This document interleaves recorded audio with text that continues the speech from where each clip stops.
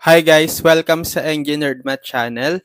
So, ang topic natin ngayon is for differential calculus, which is about limit definition of derivative of a function, part 2. So, kung hindi nyo pa napapanood yung part 1, ililink ko na lang sa description para meron na kayong idea, panoorin nyo muna para meron na kayong idea about the topic. So, sa part 1 kasi na-discuss ko na ito kung ano yung geometric interpretation ng derivatives. Okay? It is the slope of the tangent line to the curve at that specific point. Okay? Tapos, na-derive natin yung value nung derivative or f prime of x as the limit of f of x plus delta x minus f of x over delta x as delta x approaches 0. Okay? So, yun lang yung gagamitin natin. Ito, yung formula, limit neto, f of x plus delta x minus f of x over delta x as delta x approaches 0 para ma-evaluate or mahanap yung limit. Okay? Or yung derivatives pala, I mean. So, nakapag-solve na tayo ng problems. Sa part 1, umabot na tayo sa problem hanggang number 3 lang ata Tama, hanggang 3 lang. So tutuloy natin, solve pa tayong more problems. Number 4 na tayo. So ganun pa rin yung gagawin natin na hanapin natin yung first derivative using the limit definition. So, given f of x, number 4, equal to 1 over x squared minus x. Yan. So, hanapin natin yung f prime of x. So, ang formula kanina, pinakita ko, limit ng f of x plus delta x minus f of x over delta x as delta x approaches 0.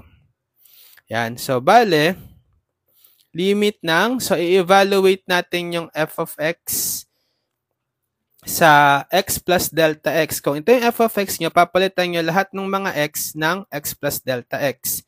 So, bali 1 over x plus delta x squared, then minus x, which is x plus delta x. Okay? And then minus f of x. So, kokopyahin nyo lang yung original function, quantity 1 over x squared minus x. So, lagyan nyo ng parenthesis kasi dalawang terms and yung operation natin is minus. So, didistribute nyo yung negative mamaya. Then, over delta x. Then, limit as delta x approaches 0. Okay. So, paano natin ito i-simplify? I-distribute lang natin tong munang ang negative.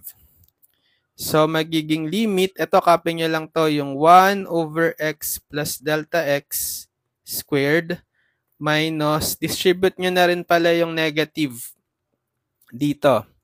So, negative x minus delta x. Tapos ito, distribute the negative, negative 1 over x squared, then negative times negative x, positive x over delta x, then limit as delta x approaches 0. So, meron ba tayong makakancel? Ito, si x. So, magiging limit ng 1 over x plus delta x squared minus delta x minus 1 over x squared na lang yung numerator over delta x, then limit as delta x approaches 0. So, limit ng, eto, pwede kong gawin dito, igrupo ko to as 1, i-rewrite ko by commutative, arrange ko yung order. Ito muna yung pagsasamahin ko as 1 group. Okay, tapos i-distribute ko dito yung delta x kasi dito kasi yung delta x pag dinivide mo by delta x magiging 1 yan, di ba? Negative 1. So magiging ano na siya? Sige, i-combine ko muna pala to as a single fraction bago ko i-divide by delta x. So, ano yung LCD niyan? X plus delta x squared tsaka x squared. Yung product lang nila. So, x squared, x plus delta x quantity squared. Ko-combine ko siya sa single fraction na. So, hinanap ko yung LCD. Ito.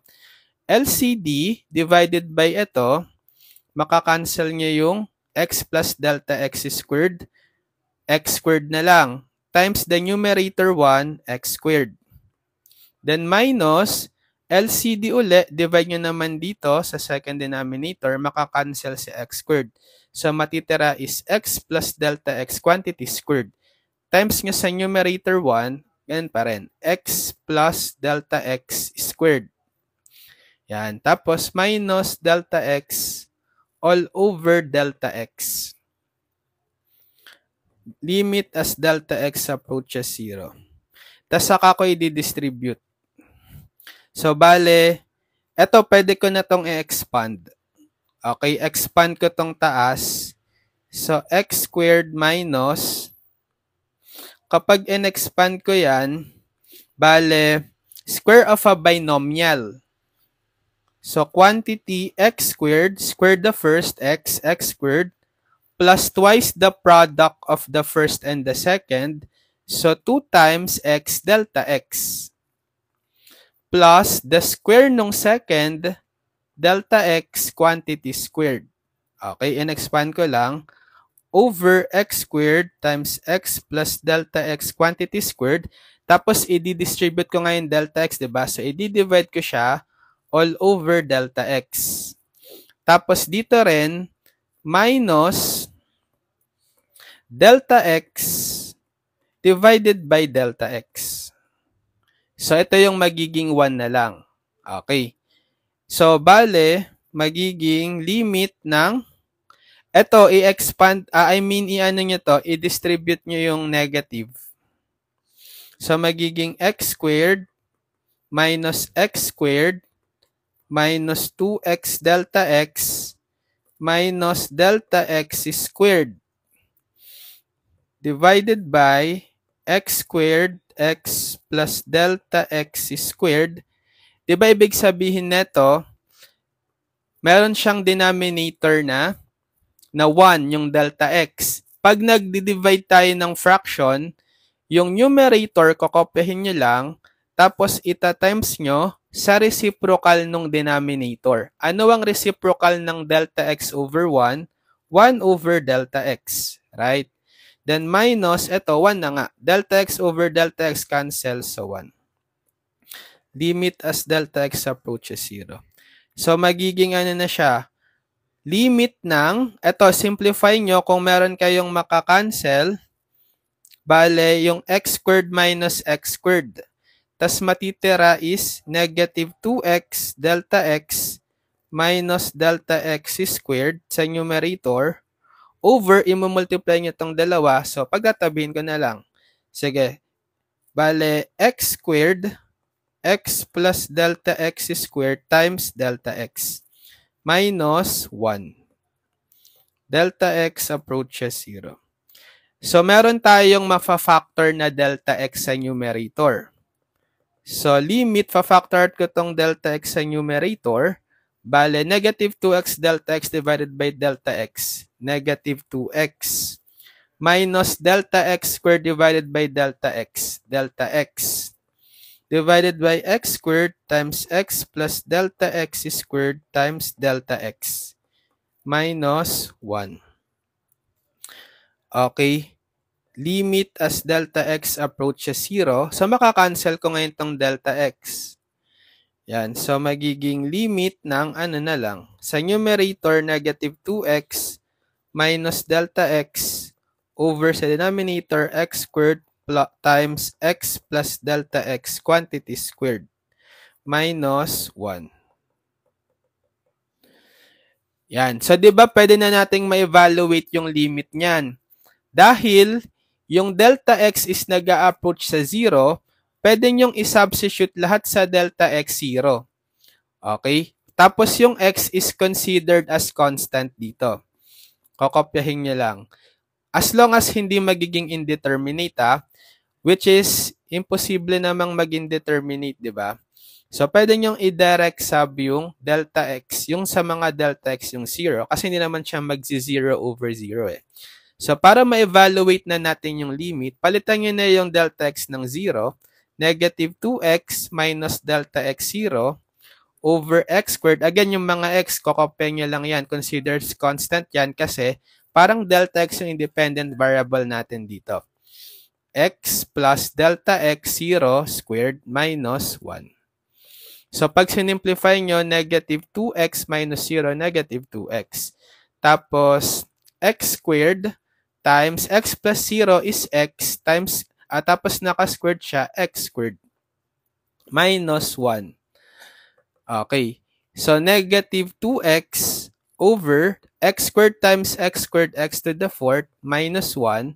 So, makakancel nyo yung x to the fourth, x cubed na lang. So, negative 2 over x cubed minus 1. Okay. So, ito yung f prime of x.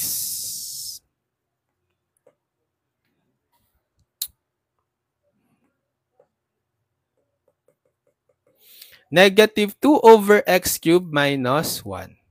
Ngayon, kung alam nyo na yung power rule, pwede nyo yung i-check, di ba? Sige, hindi ko pa natuturo, pero in case alam nyo na, gagawin nyo lang dito is, gagawin nyo siyang x to the negative 2.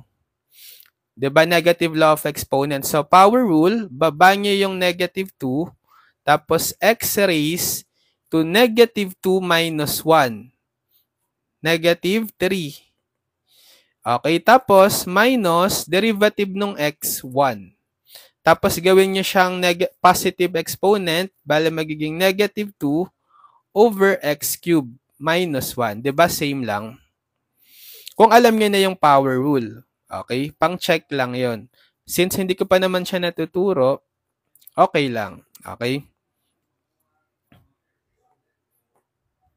So, tuturo ko pa yan sa mga next lessons pa. Pero ngayon, ang paghanap muna natin ng derivative sa lahat nung isa-solve natin ngayon is through limit definition. Okay? Number, ano na tayo? Number 5. Okay, for number 5 naman. What if f of x is equal to the cube root of x? So, hanapin natin yung derivative. F prime of x is, so same formula, limit ng f of x plus delta x minus f of x over delta x as delta x approaches 0. So, limit ng, evaluate natin yung f of x at x plus delta x. Papalitan nyo lahat ng x plus delta x. So, cube root ng x plus delta x. And then minus f of x, so kokopyahin nyo lang, cube root of x. Then divided by delta x, copy, then limit as delta x approaches 0. O, ngayon, kapag dinirect sub nyo tong 0 sa delta x, pwede ba? Hindi ba yan magi-indeterminate? Magi-indeterminate yan, di ba? Kasi cube root ng x plus, papalitan nyo ng 0 to, yung delta x, minus cube root of x over delta x 0, di cube root of x na lang to. So, cube root of x minus cube root of x 0 over 0. So, bawal. So, anong gagawin natin pag indeterminate? Mamanipulate tayo. Hindi pwede dito yung factoring na parang rational kasi naka-radical. Ira-rationalize natin. Diba? I-multiply natin both numerator and denominator by the conjugate nung may radical expression, yung numerator. Paano hanapin yung conjugate kapag may cube roots? Apply nyo yung difference kasi minus tayo, yung difference of two cubes factoring. Kung meron kayong x cube minus y cube, ang factored form niyan is x minus y times x squared plus xy plus y squared.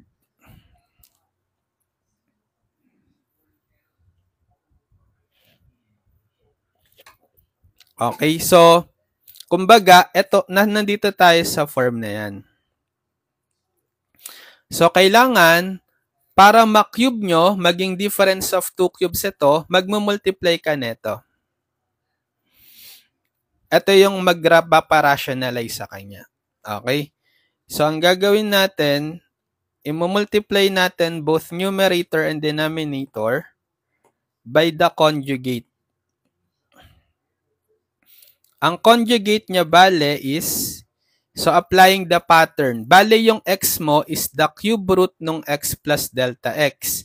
Tapos yung y mo is the cube root ng x. So ito, i-square mo yung x, which is cube root ng x plus delta x squared plus the product ng x and y, bale yung cube root ng x plus delta x times cube root of x. Hindi kasya. Urong natin.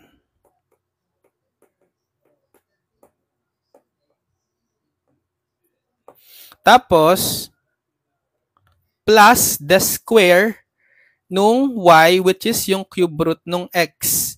So, plus cube root nung x squared. Okay, so kokopyahin nyo lang to sa denominator. Yan. So, bale, limit ng, eto, pag minultiply nyo na yan, magiging difference of 2 cubes. Kasi yun nga yung goal natin, di ba? Maalis yung cube root dito sa taas. So, magiging difference of 2 cubes na siya pag minultiply nyo itong dalawa. So, bale, i-cube mo yung cube root ng x plus delta x. So, cube root ng x plus delta x quantity cubed. Then, minus cube ng cube root of x. So, cube root of x quantity cube. Ito na yung sagot pag minultiply nyo itong dalawa sa numerator. Tapos sa baba, pagtatabihin nyo na lang to as is. Huwag nyo na i-distribute kasi may makakancel tayo. So, bale, delta x times ito. Sige, kopyahin ko na lang yung conjugate. Yan. So, hindi ko na din-distribute yung delta x kasi kakancelin lang din natin mamaya yan.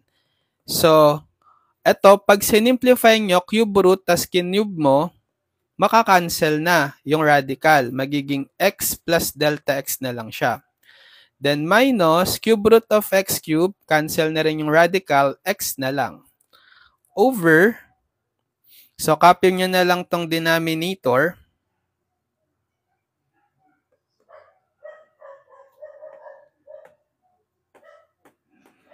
Yan. Limit as delta x approaches 0. So, simplify yung numerator, cancel na yung x minus x 0. So, magiging limit na lang ng delta x yung numerator over the same denominator. Copy. Ito yung sinasabi ko na makakancel nyo na si delta x. So, magiging 1 na lang sila. So, ang matitira na lang is limit ng 1 yung numerator over yung denominator, cancel na tong delta x.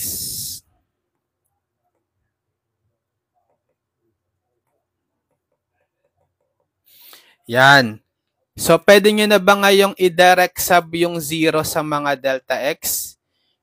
Check nyo kung, isa lang pala, ito lang pala ang dalawa. Check nyo kung magiging defined or hindi magiging indeterminate. I think hindi naman eh.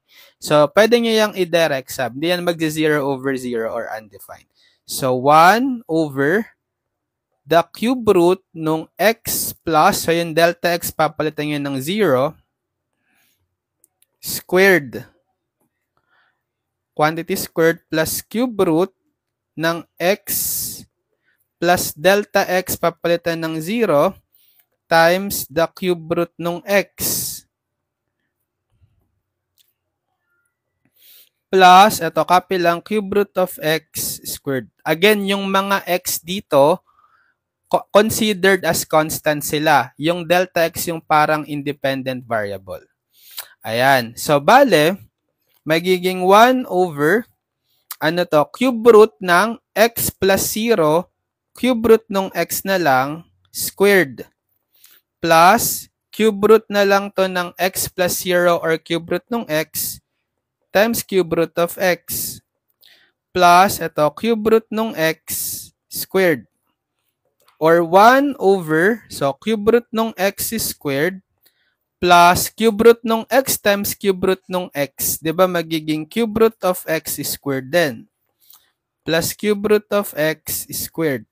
So, pwede nyong i-combine yung tatlo. 1, 2, 3. 3 cube root of x squared. Diba? Or kung gusto nyo, gawin nyo siyang gawin nyo siyang fractional exponent, 1 over 3, ano yung cube root ng x squared, diba? X raised to 2/3. Yan. Pwede nyo ring i-rationalize kung gusto nyo or pwede na rin yan. Okay? So, ito yung derivative. 1 over 3 x raised to 2/3. Okay, ngayon, kung alam nyo na nga yung power rule, diba, yung f of x natin is cube root ng x. By fractional exponent, equal siya sa x raised to 1/3. Check lang natin by power rule. Diba, by power rule, bababa nyo yung exponent na 1/3, then x raised to 1/3, subtrakan nyo ng 1 yung exponent. So, 1/3 x raised to 1/3 minus 1, negative 2/3. Tapos, dahil negative exponent siya, bababa yung x sa denominator. Magiging 1 over 3 x raised to 2/3. So, same lang. Diba?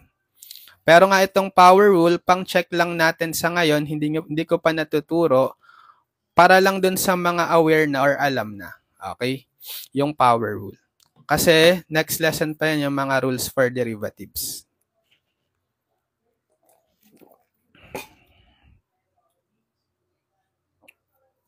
Okay, problem number 5. Sige, next. Problem number 6. Number 6, ano naman? F of x is equal to 1 over the square root of x minus 1. So, hanapin natin yung derivative. Using the limit definition, so f prime of x uli is equal sa limit ng f of x plus delta x minus f of x over delta x as delta x approaches 0. So, limit so evaluate natin yung f of x plus delta x. Palitan nyo lahat ng mga x ng x plus delta x. So, bale, 1 over the square root ng x, gagawin nyo siyang x plus delta x, then copy yung minus 1. Tapos, minus f of x. So, copy nyo yung original f of x, 1 over the square root of x minus 1. Then, all over the delta x. Limit as delta x approaches 0. Okay. Kapag dinirect sub nyo yung 0 dyan sa delta x, mag-i-indeterminate uli yan, diba? Try nyo. Kasi magiging 1 over delta x plus 0 minus 1 minus 1 over square root of x minus 1 over 0. So, ito, x minus 1 na lang. Kasi plus 0 lang siya. So, 1 over square root of x minus 1 minus 1 over square root of x minus 1, 0 over 0. Indeterminate. So, hindi pwedeng direct substitution. Yan. So, anong gagawin natin? Try natin i-simplify. Diba ano siya? Complex tawag dito, complex fraction.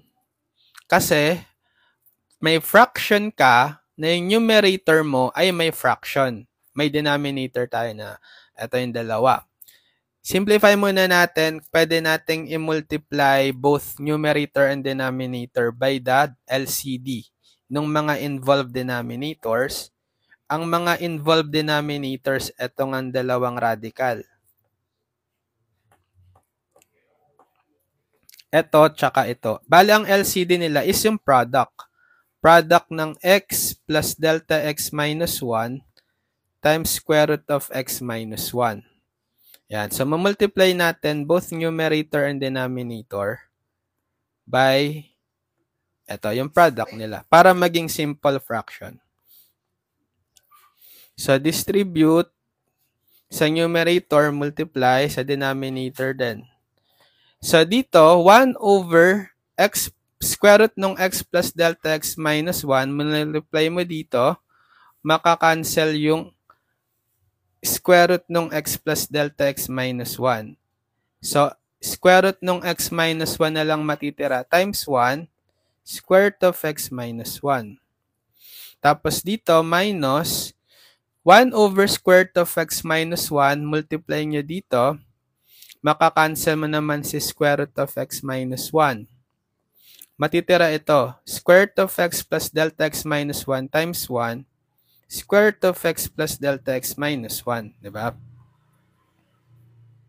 Over, ito, pagtabihin nyo na lang, delta x square root of x plus delta x minus 1 times square root of x minus 1. Yan. Limit as delta x approaches 0. So, yan, naging simple fraction lang siya. Hindi na siya complex fraction. Kapag dinirect sub nyo yung 0 sa mga delta x, indeterminate pa rin yan. So, bawal pa rin. Pero, kailangan mawala yung indeterminate na yon para ma-evaluate natin yung limit. Anong ginagawa natin kapag may mga radicals? Parang kanina, nira-rationalize. I-multiply natin both numerator and denominator by the conjugate. Yung conjugate netong numerator. Diba, paano yung conjugate hanapin kapag mga square root lang yung involved? Kopyahin nyo lang yung first term, square root of x minus 1, tapos additive inverse or opposite sign ng second term. So, kung ito is negative, dapat positive. Positive square root of x plus delta x, hindi kasya. Ulong ko.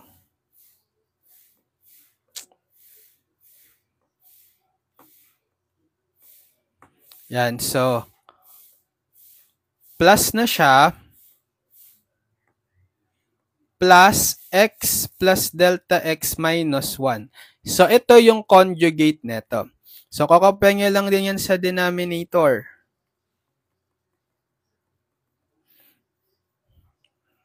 Nagkakash.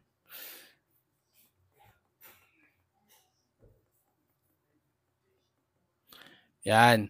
So, kapag minultiply natin, numerator times numerator, kapag minultiply nyo yung yung conjugate of each other, special product na lang yan, difference of two squares. So, i-square nyo lang tong first term, square root of x minus 1 squared. Then, minus, square nyo yung second term, square root of x plus delta x minus 1 squared. And tapos sa denominator, sige, pagtatabihin nyo na lang yan. Hindi ko na i-distribute. So, delta x square root of x plus delta x minus 1 times square root of x minus x times the quantity square root of x minus 1 plus square root of x plus delta x minus 1. Then, limit as delta x approaches 0. So, i-simplify natin kapag in-square mo yung square root, makakancel na yung radical, x minus 1 na lang. Minus, dito rin, cancel mo yung radical, magiging quantity, so lagyan nyo ng parenthesis ha, x plus delta x minus 1. Kasi i-distribute natin yung sign mamaya, yung negative sign. Then, copy lang uli natin tong denominator. Yan. Limit as delta x approaches 0.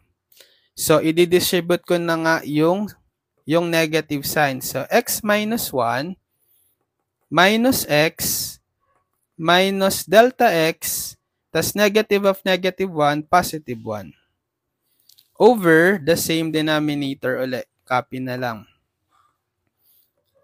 Limit as delta x approaches 0. So, may makakancel ba tayo? Ito, x minus x 0. Negative 1 plus 1, 0. So, ang matitira na lang sa numerator is negative delta x over, copy lang din uli, same denominator. Limit as delta x approaches 0. Makakancel natin ngayon tong delta x. So, ang natira na lang is, so 1 na lang to, yung numerator, negative 1 actually, negative 1 over yung denominator, kakancelin nyo na to, yung delta x. So, didelete ko na tong delta x na yan. Limit as delta x approaches 0. Ngayon, i-check nyo kung kapag sinubstitute nyo yung 0 sa mga delta x, magiging defined yung sagot or hindi siya mag-indeterminate 0 over 0 or undefined. Pwede naman, di ba? Hindi yan mag-indeterminate. So, para ma-evaluate nyo na yung limit, i-substitute nyo na yung 0 sa delta x. Again, yung mga x dito is considered constant. Yung delta x lang yung sa-substitute nyo ng 0. So, kakopy nyo lang yung mga x. So, square root nung x plus delta x. Yun yung papalitan nyo ng 0 minus 1. Tapos, square root, o copy lang to, square root nung x minus 1 times the quantity square root of x minus 1 plus square root of x plus delta x 0. Papalitan nyo ng 0 si delta x, then minus 1. Pag sinimplify pa natin, bale negative 1 over, so ano na to, square root ng x plus 0 minus 1, x minus 1, times square root ng x minus 1, then square times the quantity square root ng x minus 1 plus square root ng x plus 0 minus 1, square root ng x minus 1. So, pwede nyo itong makombine. Okay, ito pala magiging, ano na to? Square root of x minus 1 squared. Right? Kasi, dalawang base na square root of x minus 1. So, square nyo na siya. Tapos, ito nga i-combine nyo. 1 square root of x minus 1 plus 1 square root of x minus 1. 2 square root of x minus 1. Okay. Tapos, pwede nyo ngayon tong i-multiply ulit.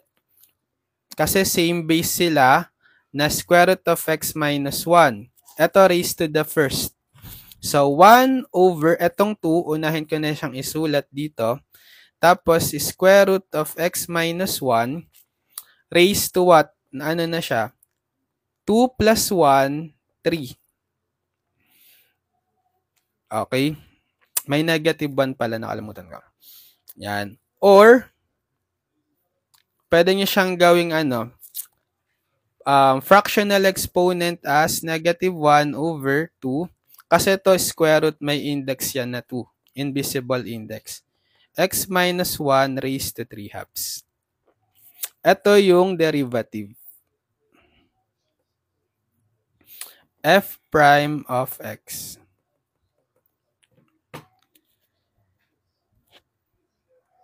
Yan. Paano natin i-check?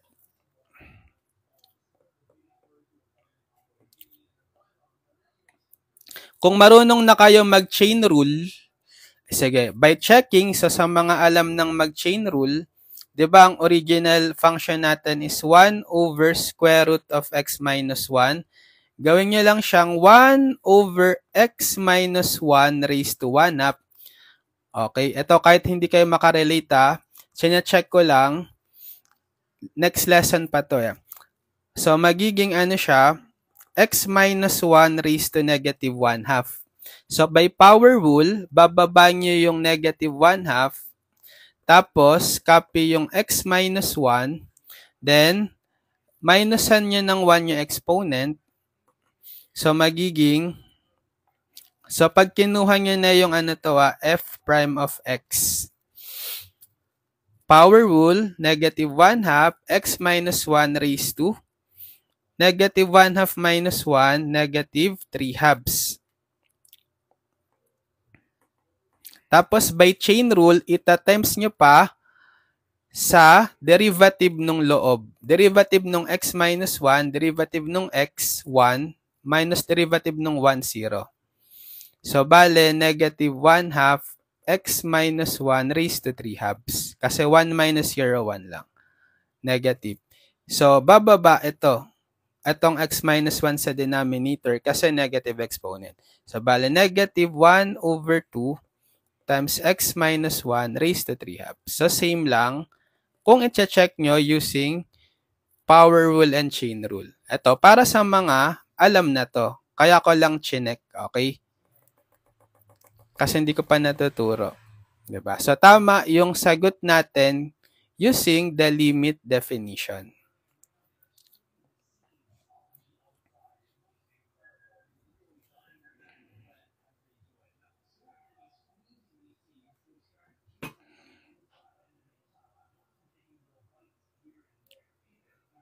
Okay, sige.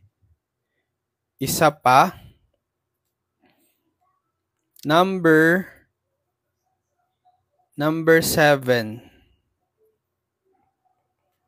7, what if f of x is equal to sine x? Okay, so hanapin natin yung f prime of x. Again, the value is the limit ng f of x plus delta x minus f of x over delta x as delta x approaches 0. Ayan. So, papalitan muna natin, evaluate muna natin yung f of x plus delta x. So, palitan nyo yung mga x ng x plus delta x. So, sine x, papalitan nyo ng x plus delta x. Then, minus f of x, copy nyo lang as is, sine x over delta x. Limit as delta x approaches 0. And kapag dinirect sub nyo yan, yung delta x sa 0, yung 0 sa delta x, mag-i-indeterminate yan, di ba? Sin x plus 0 minus sin x over 0, which is, etong sin x plus 0, sin x na lang. So, sin x minus sin x 0 over 0. So, bawal direct sub. 0 sa delta x. So, ang gagawin natin, try mong mag-expand. Expand natin tong sin x plus delta x using sum of angle identity. Diba? Sin A plus B is sin cos cosine. Sin cos, so sin A cos B plus sin cos A sin B. Identity sa trigo. So, bale, yung A mo is X, yung B mo, ito pala, A mo is X, yung B mo is delta X. So, limit ng sin A, follow the formula, sin A is X, cosine B is delta X, plus cosine A is X, sin B is delta X. Then minus sin x over delta x. As delta x approaches 0. Ayan, ngayon, mag-grupo ako. Para ma-apply naman natin yung naturo ko sa inyo na limit theorem sa trigonometry. Diba kapag meron tayong limit ng sin f of x over f of x as x approaches A, it is equal to 1 kung yung limit ng f of x as x approaches A is 0 and f of x is not equal to 0. Tapos, limit ng cosine f of x minus 1 over f of x as x approaches A is equal naman sa 0, again, kung yung limit ng f of x as x approaches A is 0 and f of x is not equal to 0. Naturo ko to sa limit ng trigonometric. So, maganda na panood nyo na yon, nakalink naman sa description. Okay? So, babalikan nyo ngayon to sa lesson natin before na limits of trigonometric function.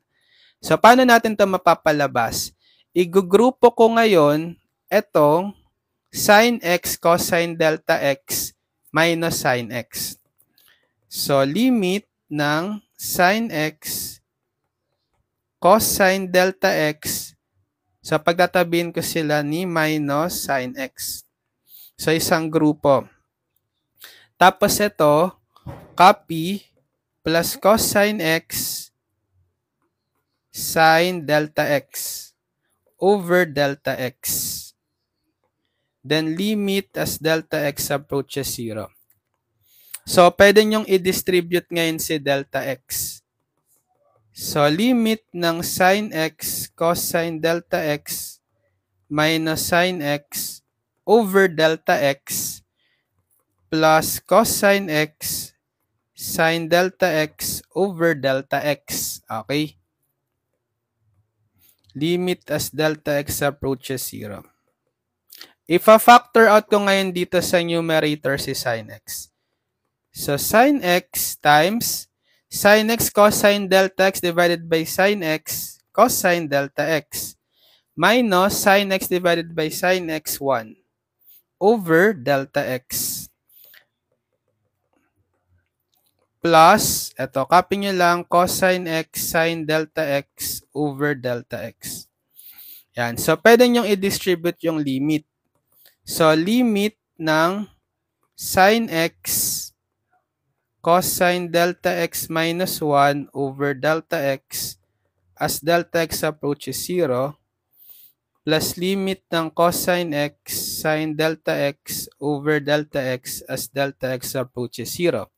Diba? Napalabas na natin yung form na ito, yung sa theorem. Kapag cosine ng f of x minus 1 over f of x, meron na tayo. Cosine delta x minus 1 over delta x. Parang yung f of x natin sa loob ng cosine is delta x. Okay, di ba? Ito rin, napalabas na natin yung sin delta x over delta x form, which is, ito naman, sin f of x over f of x. Bale, yung f of x then is delta x.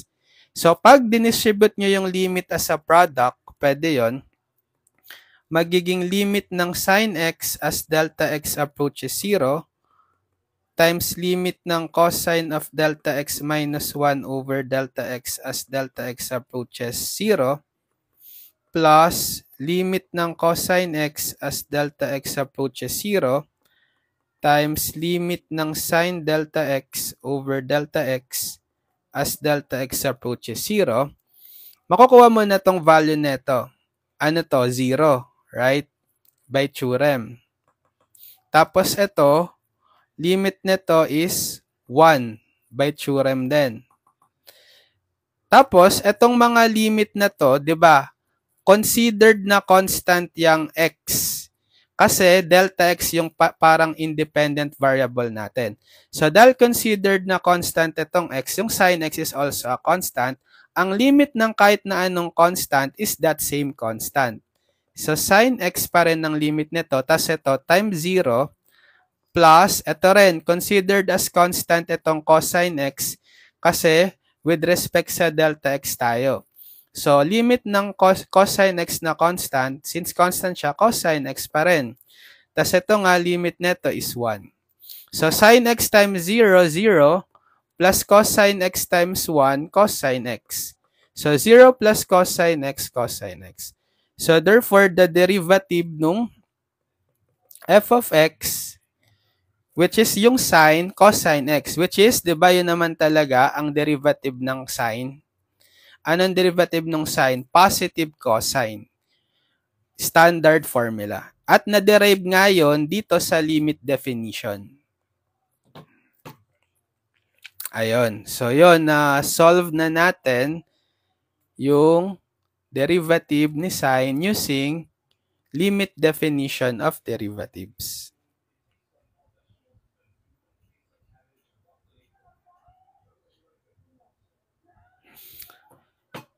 So, siguro hanggang dito muna. Check natin kung magkakaroon pa tayo ng next part for this topic.